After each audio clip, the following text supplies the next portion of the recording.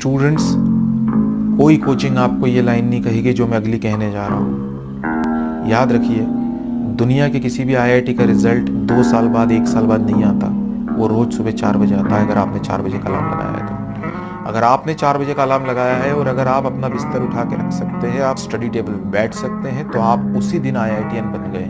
और अगर आप ऐसा नहीं कर सकते तो यकीन मानिए आपसे वो नहीं होगा। It's not your cup of T. Students, कोई कोचिंग आपको ये लाइन नहीं कहेगी जो मैं अगली कहने जा रहा हूँ। याद रखिए, दुनिया के किसी भी आईआईटी का रिजल्ट 2 साल बाद 1 साल बाद नहीं आता।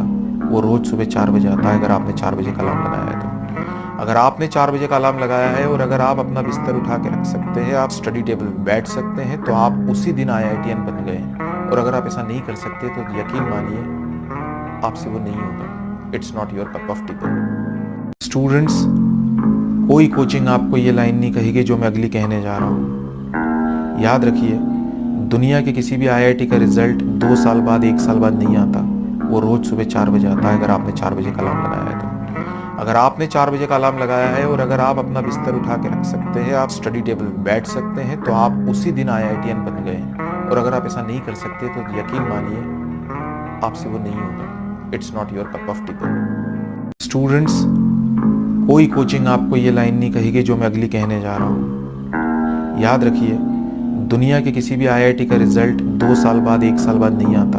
वो रोज सुबह 4 बजे आता है, अगर आपने 4 बजे का अलार्म लगाया है तो। अगर आपने 4 बजे का अलार्म लगाया है और अगर आप अपना बिस्तर उठा के रख सकते हैं, आप स्टडी टेबल पे बैठ सकते हैं, तो आप उसी दिन आईआईटीएन बन गए। और अगर आप ऐसा नहीं कर सकते तो यकीन मानिए आपसे वो नहीं होगा। It's not your cup of T.